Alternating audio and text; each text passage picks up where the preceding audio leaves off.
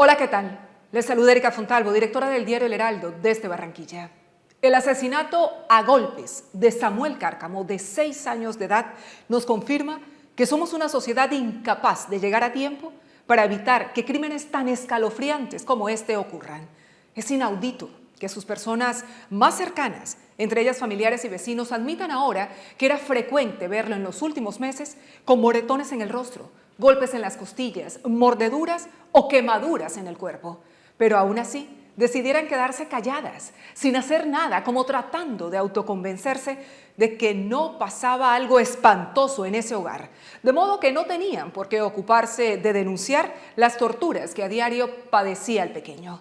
Nada le devolverá la vida a Samuel, pero que la conmoción que ha causado su asesinato, que podríamos catalogar como la crónica de un brutal crimen anunciado, según revelaciones de quienes por negligencia, miedo o indiferencia actuaron como si fueran cómplices de la crueldad de los victimarios, nos conduzca a una impostergable reflexión colectiva sobre el por qué la violencia se ha convertido en parte de la cotidianidad de nuestros niños, niñas y adolescentes, como una manera de honrar su memoria, también de expiar las responsabilidades culposas de su entorno. El crimen de este ángel nos debería servir como revulsivo a los adultos para entender que mientras miremos hacia otro lado, atrocidades similares se repetirán una y otra vez en nuestras narices. Si es que aún nos queda algo de humanidad, empecemos a ser conscientes de que en nuestras manos está actuar para prevenir más crímenes de inocentes, víctimas de las peores formas de violencia. No normalicemos castigos violentos ni maltratos. Eso solo es abuso.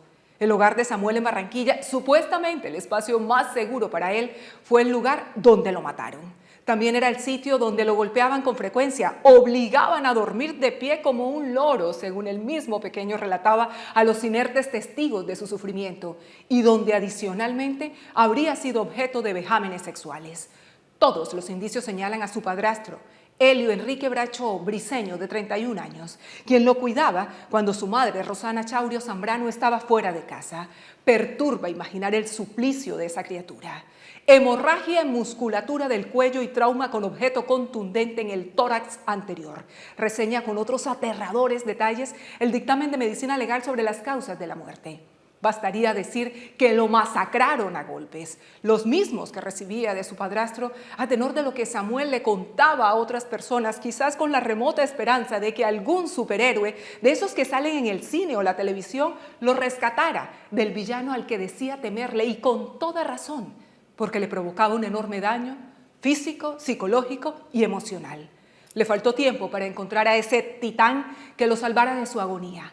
Nadie, ni siquiera su madre, de acuerdo con lo señalado por el fiscal del caso, que ha pedido que la investiguen, intervino en su defensa.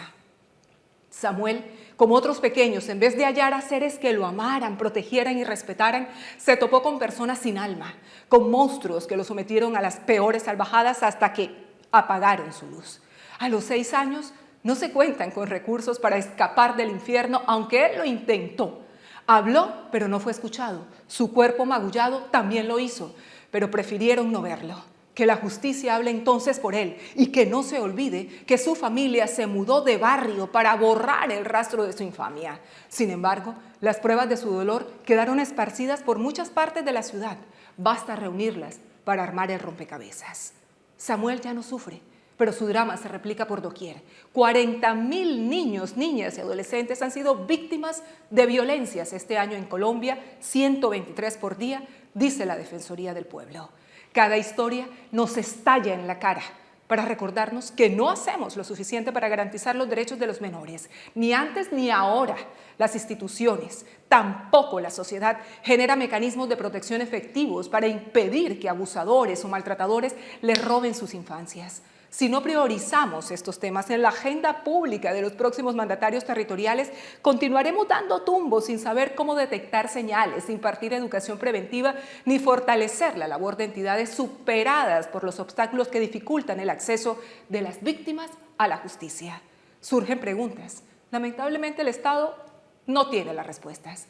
Tratemos nosotros de contestarlas, entre ellas, ¿por qué no se pudo evitar el crimen de Samuel?